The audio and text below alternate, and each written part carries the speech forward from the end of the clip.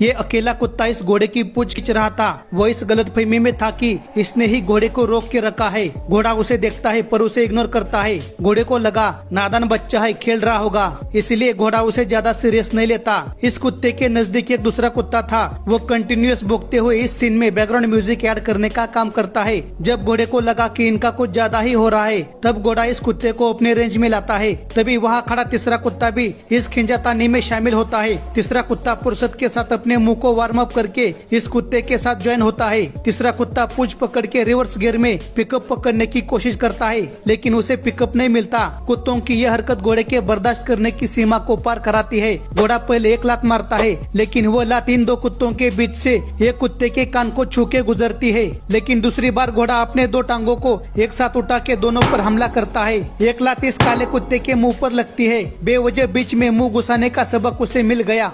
इस अकेले बंदर को 4-5 कुत्ते घेर लेते हैं। बंदर भी सीना तान के कुत्तों को चैलेंज करता रहता है। बंदर की हिम्मत देख कोई भी कुत्ता उसके नजदीक नहीं जाता। थोड़ी देर बाद वहाँ बाकी कुत्ते भी आते हैं। सारे कुत्ते 7.5 फीट दूर से ही कबड्डी कबड्डी करते रहते हैं, लेकिन कोई भी लाइन को क्रॉस करने की कोशिश नहीं करता। कुत्तों को पता है कि बंदर ने अगर एक कान के नीचे बजाई तो इनको पानी बोलने का भी चांस नहीं मिलेगा। कुत्तों की संख्या ज्यादा होने के बावजूद भी एक भी कुत्ता बंदर के पूंछ को छू भी नहीं सकता। थोड़ी देर बाद एक कुत्ता देखता है कि शेर का बच्चा पेड़ से लटक रहा था। कुत्ता अपने पलटन को बोलता है, अरे वह देखो शेर का बच्चा लटक रहा है, चलो उसके मजे लेते हैं। सारे कुत्ते उस ओर दौड़े चले जाते हैं। बंदर के पास टाइम पास कर रहे कुत्ते भी बोर होने के बाद अपने पलटन के पीछे निकल पड़ते हैं। कुत्ते जब तक शेर के बच्चे के पास जाते हैं तब तक बच्चा नीचे उतरता है। एक्चुअली कुत्तों को बस बंदर से दूर जाना था, लेकिन वे सीधा पीछे नहीं हटना चाहते थे। उनको बस बहाना चाहिए था। अगर वे बीच से चले जाते तो उनकी बदनामी होती, इसलिए कुत्ते ने शेर के बच्चे का बहाना बनाया।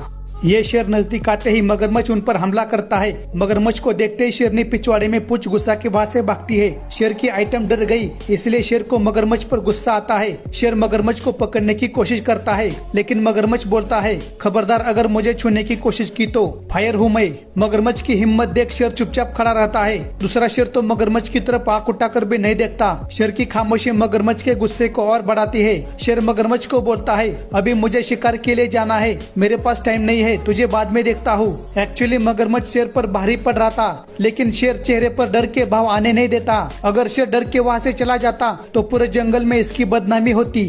ये शेरनी अचानक उठकर देखती है कि एक जेब्रा उसकी तरफ चला आ रहा है। जेब्रा को देख शेरनी मन ही मन सोचती है, ये अकेला यहाँ क्या कर रहा है, चलो शिकार का बंदोबस्त तो हो गया। इधर जेब्रा अपने ही ख्यालों में मस्त मगन आगे बढ़ रहा था। जेब्रा जैसे जैसे नजदीक आता है वैसे वैसे शेरनी के दिल में खुशी के लड्डू उछलने लगते हैं। वो आगे जाकर घास में अपनी पोजीशन बनाती है। अगले 30 सेकंड में जेब्रा की जिंदगी में यू टर्न आने वाला है। जेब्रा जैसे ही घास के नजदीक आता है तो वो शेरनी को पहचानता है। तभी जेब्रा हरकत में आता है और हवा में ड्रिफ्ट मार के शेरनी को गुमराह करने की कोशिश करता है। जेब्रा ने सही टाइम पर यू टर्न मारा, वरना आज इसके जिंदगी का यू टर्न लग जाता। जेब्रा जिस रास्ते से आया था उधर भागता है। शेरनी उसे मजबूरी में रोकने की कोशिश करती है, लेकिन जेब्रा हवा में पैर मारकर पिकअप पकड़कर वहाँ से खिसकता है। शेरनी बेचारी मुंह लटका के चुपचाप अपने रास्ते निकल पड़ती है। दोस्तों, जेब्रा की इस चालाकी को एक लाइक तो बनता है।